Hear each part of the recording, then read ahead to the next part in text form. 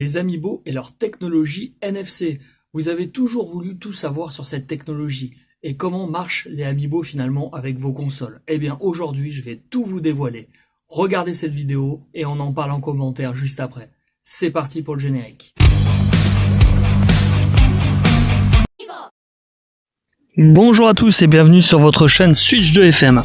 Aujourd'hui, nous allons faire le décryptage technique complet de la technologie NFC et des Amiibo. Aujourd'hui, on va parler d'une fonction de la Nintendo Switch 2 dont on parle finalement assez peu. Une fonction qui est pourtant présente depuis des années chez Nintendo. Je parle évidemment du NFC. Vous savez, cette technologie qui permet de poser un Amiibo sur votre manette et, quelques secondes plus tard, de faire apparaître un personnage, un objet, un bonus ou parfois même de sauvegarder des données directement dans la figurine. Mais derrière ce petit geste, qui paraît presque magique, comment ça fonctionne réellement? Qu'est-ce qui se passe entre la figurine et la manette? Pourquoi Nintendo utilise-t-il du NFC plutôt que du Bluetooth? Est-ce que toutes les figurines Amiibo fonctionnent sur Switch 2? Est-ce que les anciens Amiibo sont toujours compatibles? Est-ce que l'on peut écrire des données dans un Amiibo? Et surtout, est-ce que Nintendo pourrait aller beaucoup plus loin avec cette technologie sur Switch 2? Aujourd'hui, on décortique tout ça, et vous allez voir que derrière un simple contact entre une figurine et un stick, il y a finalement pas mal de technologies. Commençons par le commencement. NFC, qu'est-ce que c'est? Eh bien, ça signifie Near Field Communication, en français communication en champ proche. L'idée est assez simple. Deux appareils équipés de la technologie NFC peuvent communiquer lorsqu'ils sont extrêmement proches l'un de l'autre. Et quand je dis proche, on parle généralement de quelques centimètres. C'est justement cette très courte distance qui fait une grosse différence par rapport à d'autres technologies sans fil. Avec le Bluetooth, vous pouvez avoir plusieurs mètres de distance. Avec le Wi-Fi, évidemment encore davantage. Le NFC fonctionne complètement différemment. Il est conçu pour établir une communication très courte portée. Et dans le cas des Amiibo, c'est parfait. Vous prenez votre figurine, vous la posez sur la zone prévue, et la console sait immédiatement qu'un objet NFC vient d'être présenté.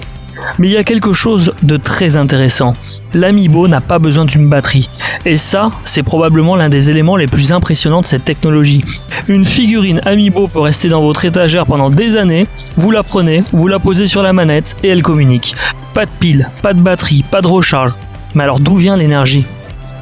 Eh bien, c'est là que le NFC devient vraiment intéressant. L'Amiibo contient une petite puce électronique et une antenne. Lorsque vous approchez l'Amiibo de la zone NFC de la manette, le lecteur génère un champ électromagnétique. L'antenne présente dans l'Amiibo récupère une partie de cette énergie, et cette énergie permet à la puce de fonctionner suffisamment longtemps pour communiquer. En gros, la manette fournit l'énergie nécessaire, l'Amiibo répond, et les données circulent. C'est donc une communication extrêmement courte et très économe. Et c'est pour cette raison que vous n'avez pas besoin d'allumer ou de recharger votre Amiibo. La figurine est en quelque sorte passive. Elle attend simplement qu'un lecteur NFC vienne lui parler. Et c'est aussi ce qui explique pourquoi il faut réellement poser l'Amiibo sur la zone prévue.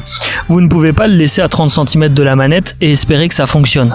La technologie est justement conçue pour fonctionner à très courte distance. Alors maintenant, passons à la Switch 2. Nintendo a conservé une logique assez proche de la première Switch. Sur le Joy-Con 2 droit, la zone NFC se trouve directement au niveau du stick droit. C'est donc ici que vous allez poser votre Amiibo. Et sur la manette Nintendo Switch 2 Pro, la zone NFC se trouve dans la partie supérieure centrale de la manette, au niveau du logo Nintendo Switch 2. Nintendo confirme officiellement ces deux emplacements. Et ce qui est intéressant, c'est que Nintendo n'a pas cherché à rendre cette technologie compliquée. Vous lancez un jeu compatible, vous sélectionnez la fonction Amiibo, le jeu vous indique quand scanner, et vous posez simplement la figurine sur la zone NFC. C'est tout. Mais il existe une autre subtilité intéressante. Les anciens Joy-Con de la Nintendo Switch peuvent également être utilisés avec la Switch 2 en connexion sans fil. Et leur zone NFC reste donc exploitable. Nintendo précise cependant que ces anciens Joy-Con ne peuvent pas être attachés physiquement à la Switch 2. Même chose pour l'ancienne Pro Controller Switch.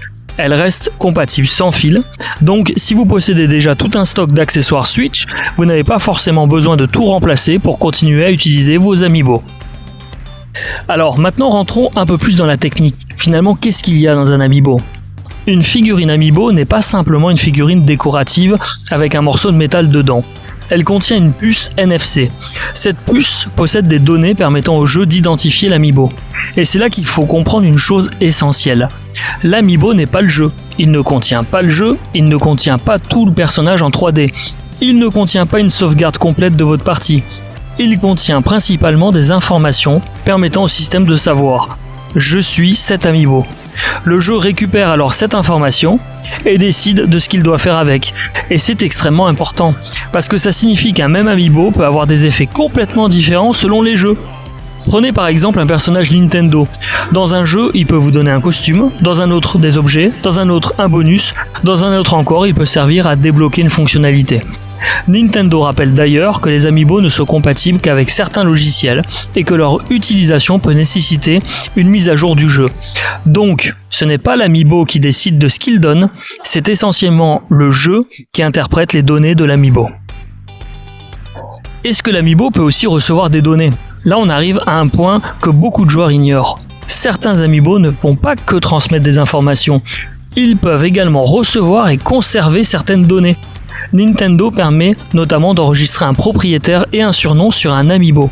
Vous pouvez donc associer certaines informations à votre figurine, et cela nous amène à une distinction très importante, lecture et écriture.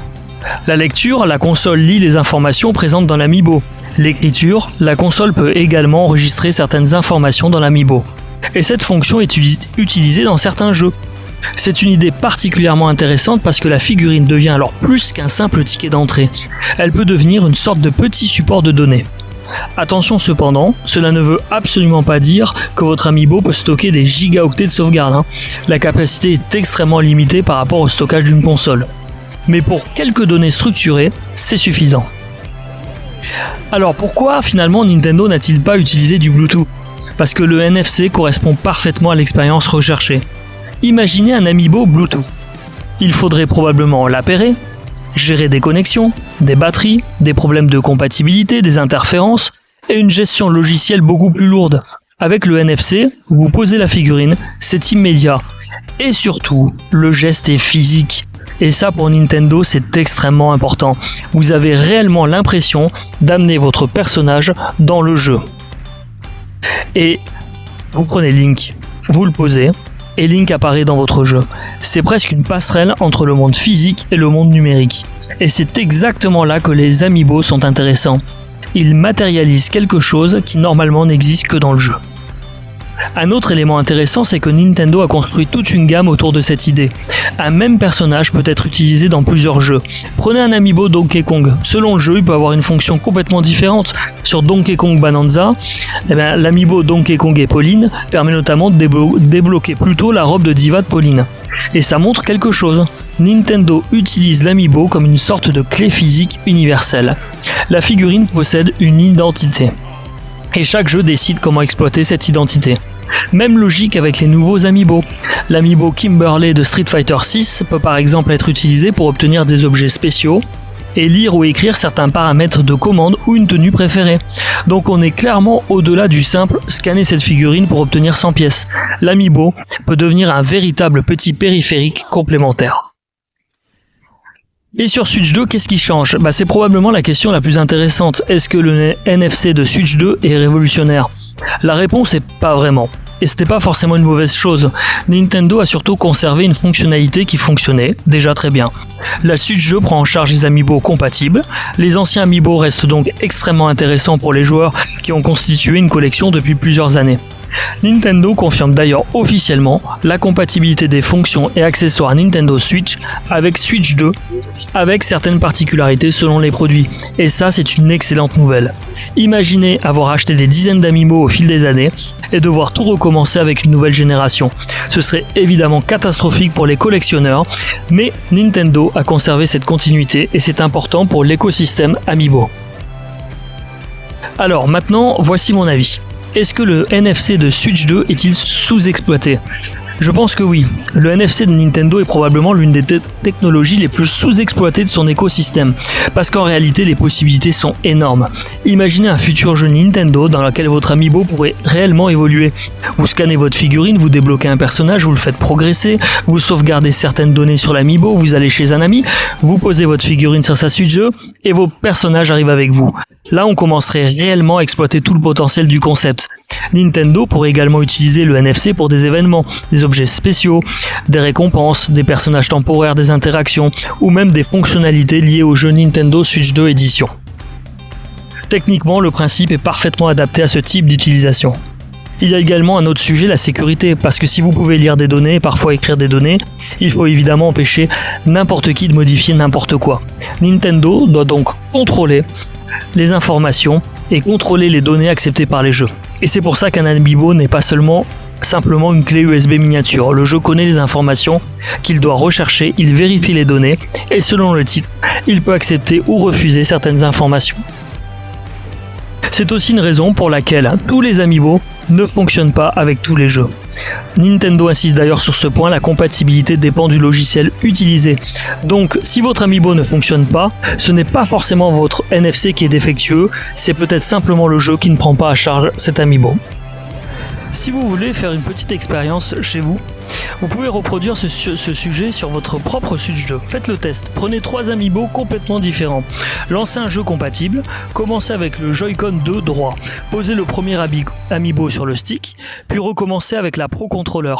Vous pouvez ensuite comparer la rapidité de détection et surtout tester plusieurs jeux, parce que c'est là que vous allez voir quelque chose de très intéressant.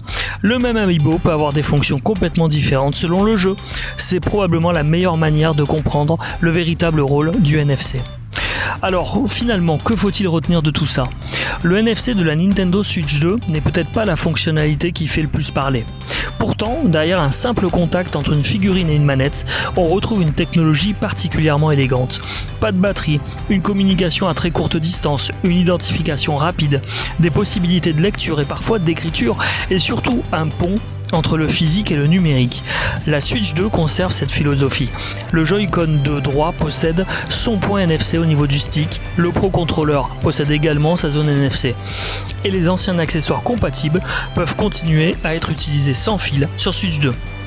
Mais à mon avis, le plus intéressant n'est pas ce que Nintendo fait aujourd'hui avec le NFC. C'est ce que Nintendo pourra faire demain. Parce qu'une figurine qui communique avec votre console, qui peut être reconnue par plusieurs jeux et qui peut dans certains cas conserver des données, c'est finalement une technologie avec énormément de potentiel.